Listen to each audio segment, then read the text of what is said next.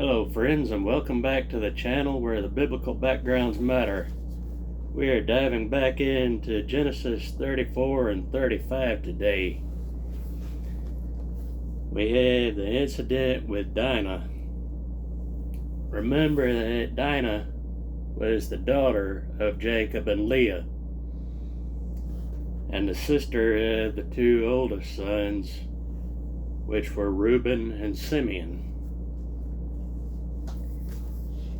Now Dinah, the daughter of Leah, whom she had borne to Jacob, went out to see the daughters of the land. And when Shechem, the son of Hamor, the Hivite, prince of the country, saw her, he took her and lay with her and violated her. His soul was strongly attracted to Dinah, the daughter of Jacob, and he loved the young woman and spoke kindly to the young woman. So Shechem spoke to his father Hamor, saying, "Get me this young woman as a wife."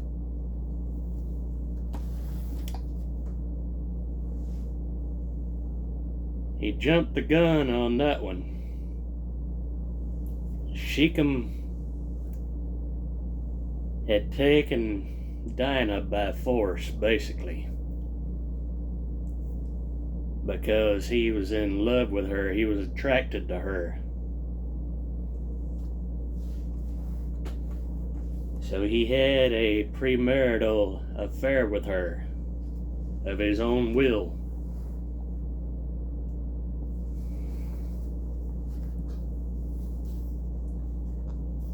Getting back into verse 5, and Jacob heard that he had defiled Dinah, his daughter.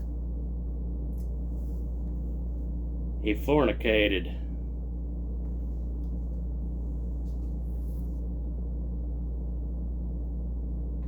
Now his sons were with his livestock in the fields, so Jacob held his peace until they came.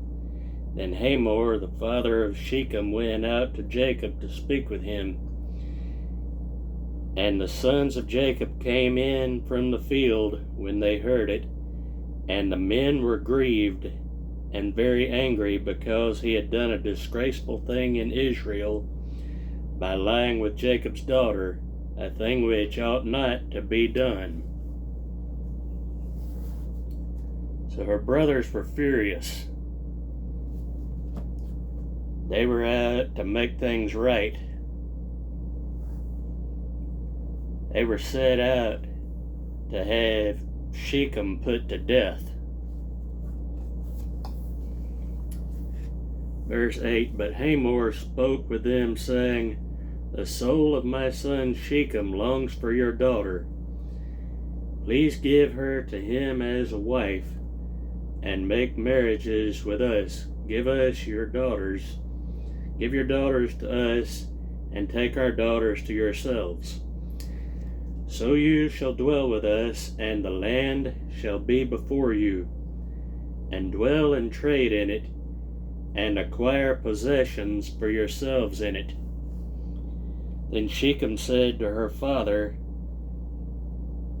and her brothers, meaning Shechem spoke to Jacob, which is the father of Dinah, "Let me find favor in your eyes, and whatever you say to me, I will give. Ask me ever so much dowry and gift, and I will give according to what you say to me. But give me the young woman as a wife." Now he was begging to marry her.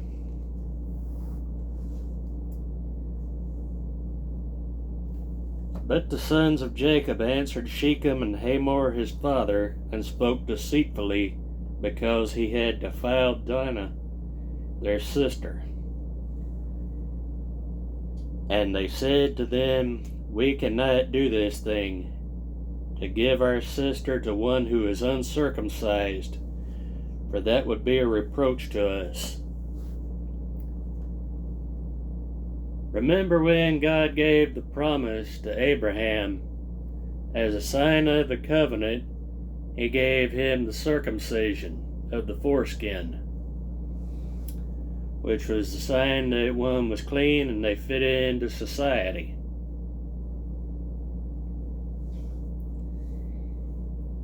So because Shechem and Hamor were outsiders, in the eyes of the sons of Jacob, they were unclean, and they did not fit in well with the family and the rest of the nation. Verse 15, but on this condition we will consent to you, if you will become as we are. If every male of you is circumcised, then we will give our daughters to you, and we will take your daughters to us, and we will dwell with you, and we will become one people. But if you will not heed us and be circumcised, then we will take our daughter and be gone. And their words pleased Hamor and Shechem, Hamor's son. So the young man did not delay to do the thing, because he delighted in Jacob's daughter. He was more honorable than all the household of his father.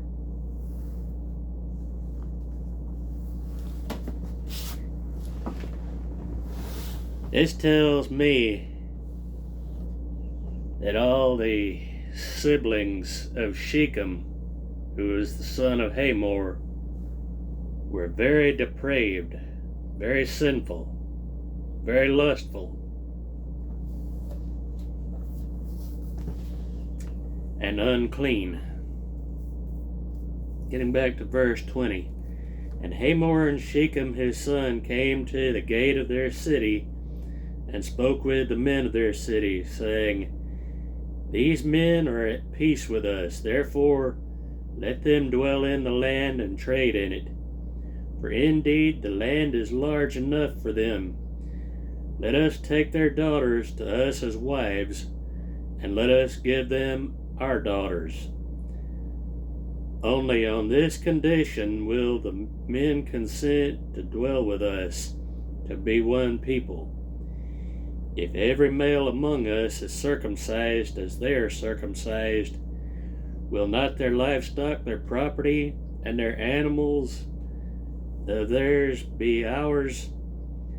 Only let us consent to them, and they will dwell with us. And all who went out at the gate of his city heeded Hamor and Shechem his son. Every male was circumcised, all who went out at the gate of his city.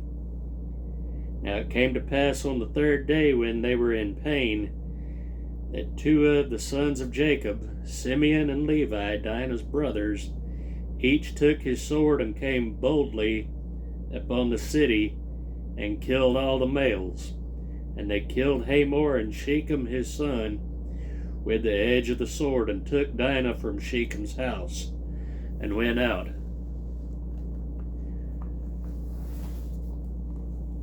We see that even though Hamor and Shechem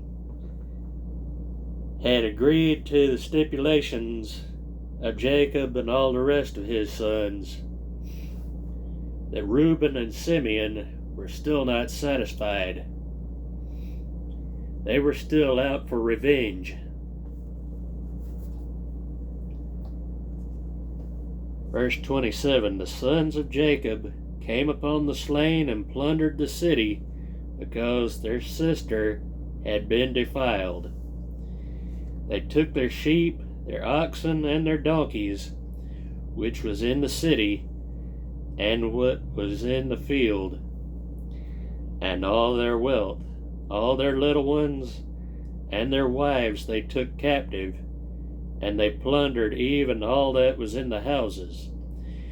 Then Jacob said to Simeon and Levi, You have troubled me by making me obnoxious among the inhabitants of the land, among the Canaanites and the Perizzites, and since I am few in number, they will gather themselves against me and kill me. I shall be destroyed, my household and I. But they said, should he treat our sister like a harlot?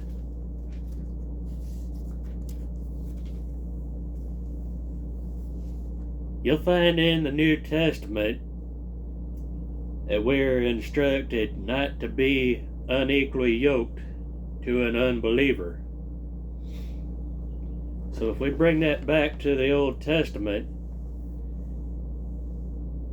their way of making sure that people were not unequally yoked was to kill all the foreigners who worshipped pagan gods.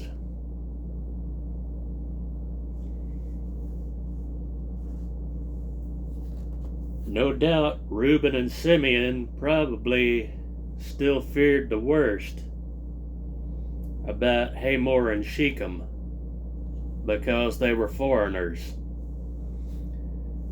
and because Shechem had jumped straight into bed with Dinah and defiled her. So we get into chapter 35, Jacob's return to Bethel.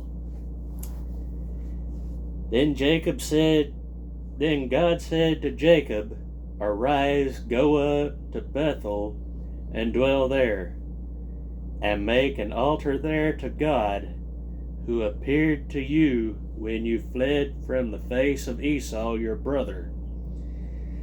And Jacob said to his household and to all who were with him, "Put away the foreign gods that are among you, purify yourselves, and change your garments. Then let us arise and go up to Bethel, and I will make an altar there to God, who answered me in the day of my distress, and has been with me in the way which I have gone."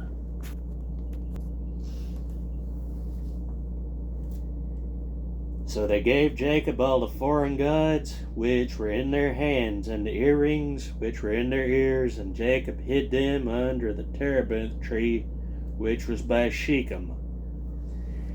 And they journeyed, and the terror of God was upon the cities that were all around them, and they did not pursue the sons of Jacob. We see here that God was protecting the nation of Israel, which was being created and established and anointed. Verse 6, So Jacob came to Luz, that is Bethel, which is in the land of Canaan, he and all the people who were with him, and he built an altar there, and called the place El Bethel, because there God appeared to him when he fled from the face of his brother. El Bethel, which means God of the house of God. Translate that into the New Testament. He is God, the head of the church. He is the God of the temple, the God of the synagogue. Verses 8 through 15. Now Deborah, Rebekah's nurse, died, and she was buried below Bethel under the terebinth tree. Now the name of it was called Alon Bakuth. Then God appeared to Jacob again when he came from Padanaram and blessed him. And God said to him, Your name is Jacob. Your name shall not be called Jacob any more, but Israel shall be your name. So he called his name Israel. Also God said to him, I am God Almighty. Be fruitful and multiply. A nation and company of nations shall proceed from you, and kings shall come from your body. The land which I gave Abraham and Isaac I give to you, and to your descendants after you I give this land. But God went up from him in the place where he talked with him. So Jacob set up a pillar in the place where he talked with him, a pillar of stone, and he poured a drink offering on it, and poured oil on it. And Jacob called the name of the place where God spoke with him Bethel, which again means house of God.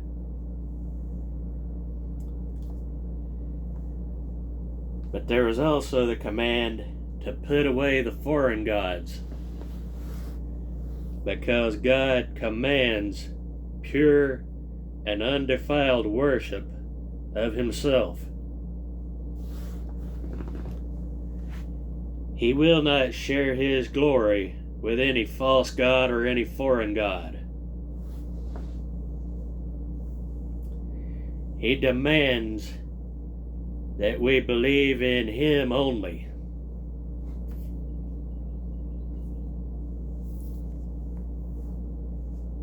Then we have the death of Rachel, verse 16 through 22. Then they journeyed from Bethel, and when there was but a little distance to go to Ephrath, Rachel labored in childbirth, and she had hard labor. And it came to pass when she was in hard labor, that the midwife said to her, Do not fear, you will have this son also. And so it was, as her soul was departing, for she died, that she called his name Benani, but his father called him Benjamin. So Rachel died and was buried on the way to Ephrath, that is Bethlehem. And Jacob set a pillar on her grave, which is the pillar of Rachel's grave to this day. Then Israel journeyed and pitched his tent beyond the tower of Eder. And it happened when Israel dwelt in that land, that Reuben went and lay with Bilhah, his father's concubine, and Israel heard about it. The name Benani, which Rachel gave to this young son, means son of sorrow. But the name Benjamin, which Jacob called him, which he was known by for the remainder of his life, means son of my right hand. And Benjamin became the 10th tribe of Israel.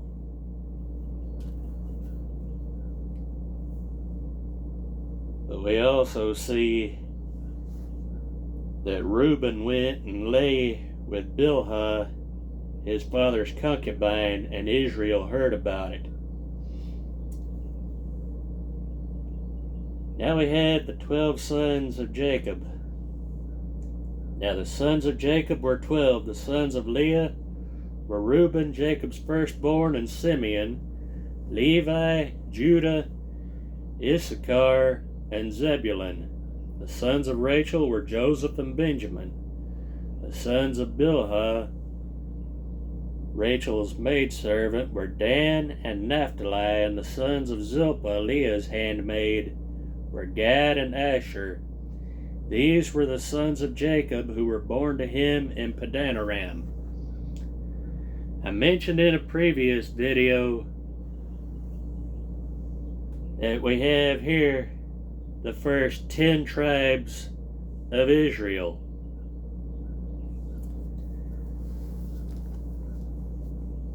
Which excludes Joseph and Levi. Okay. Reuben was the first tribe, Simeon was the second tribe, Judah was the third tribe, Issachar was the fourth tribe, Zebulun was the fifth tribe, which made Dan the sixth tribe and Naphtali the seventh tribe, Gad and Asher the eighth and ninth tribes, and Benjamin was the 10th tribe. Now I've been asked a question, why were they just the first 10 tribes of Israel? Now after careful study of the book of Genesis, and I'll show this to y'all when we get into the later chapters, that it's my belief that reason is because God had already set aside Joseph to provide for the land in the days of famine. There is a certain messianic and salvation message in that Old Testament story. Levi was set apart for priesthood, and that will be further proven and explained when we get into Exodus and Leviticus. So who were the last two tribes of Israel? The 11th and 12th tribes. And we will prove that in a later video, that they were Ephraim, the 11th tribe, who was a son of Joseph, and Manasseh, a half-tribe of Israel. Even though Manasseh was the oldest son of Joseph and Ephraim was the youngest son of Joseph, Jacob had first blessed Ephraim as the 11th tribe, and then he blessed Manasseh as the 12th tribe, which is later called a half-tribe of Israel. Then also later on, when we get into 1st and 2nd Kings, we'll see that Judah and Benjamin had basically united and become one tribe.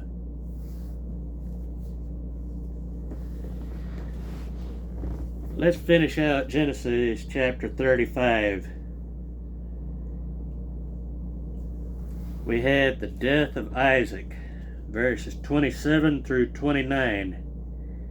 Then Jacob came to his father Isaac at Mamre, or Kirjath Arba, that is Hebron, where Abraham and Isaac had dwelt. Now the days of Isaac were 180 years, so Isaac breathed his last and died, and was gathered to his people, being old and full of age, and his sons Esau and Jacob buried him.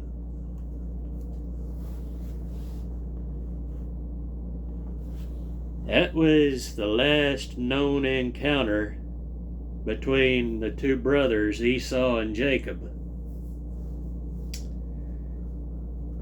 Then as we ease into chapter 36, we have the family of Esau and the chiefs of Edom.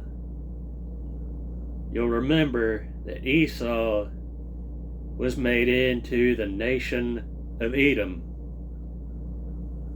and his descendants were chiefs of Edom, whereas the descendants of Jacob were the tribes of Israel.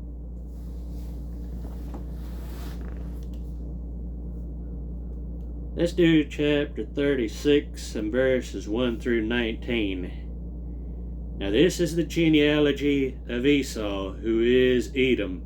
Esau took his wives from the daughters of Canaan: Adah, the daughter of Elon the Hittite; Aholibamah, the daughter of Anah, the daughter of Zibeon the Hivite; and Basemath, Ishmael's daughter, sister of Nebajoth. Now Adah bore Eliphaz to Esau, and Basemath bore Reuel, and Aholibamah bore Jeush, and Jalam, and Korah. These were the sons of Esau, who were born to him in the land of Canaan.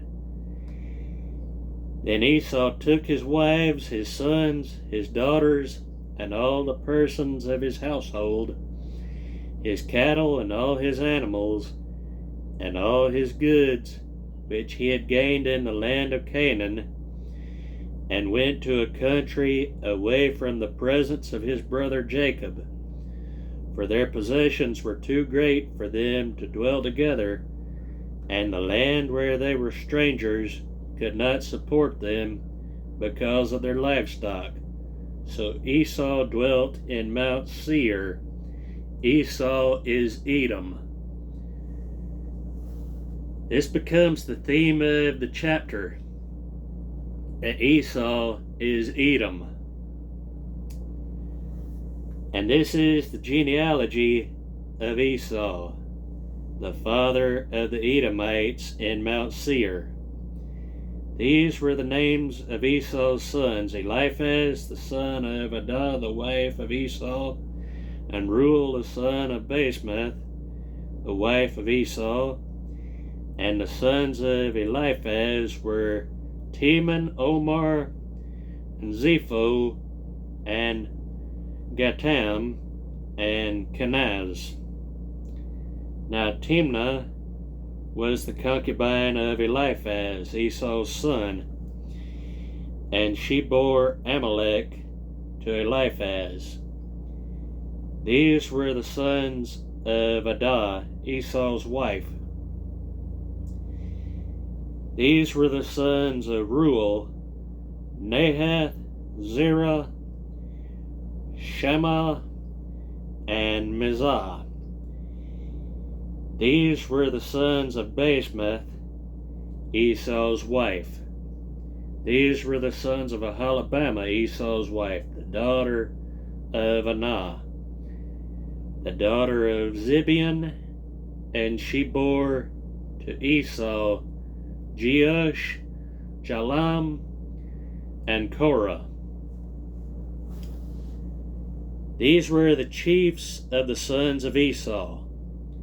The sons of Eliphaz, the firstborn of Esau, were Chief Teman, Chief Omar, Chief Zepho, Chief Kenaz, Chief Korah, Chief Gatam, Chief Amalek.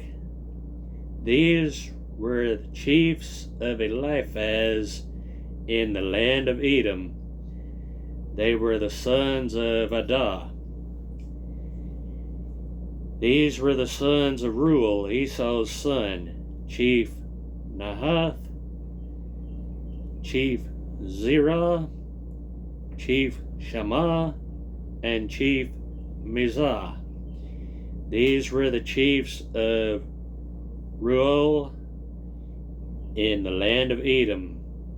These were the sons of Basemath, Esau's wife.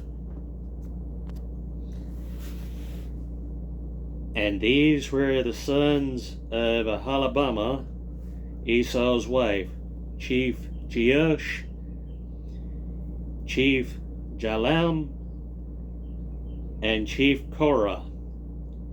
These were the chiefs who descended from Aholibamah, Esau's wife, the daughter of Anah. These were the sons of Esau, who is Edom, and these were their chiefs.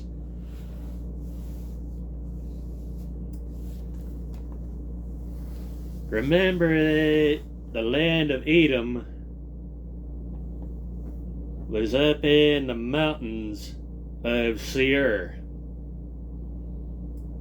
because Esau dwelt in the mountainous regions.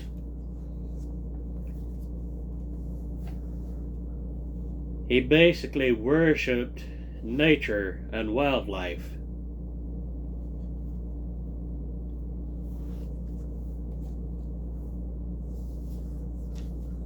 So we'll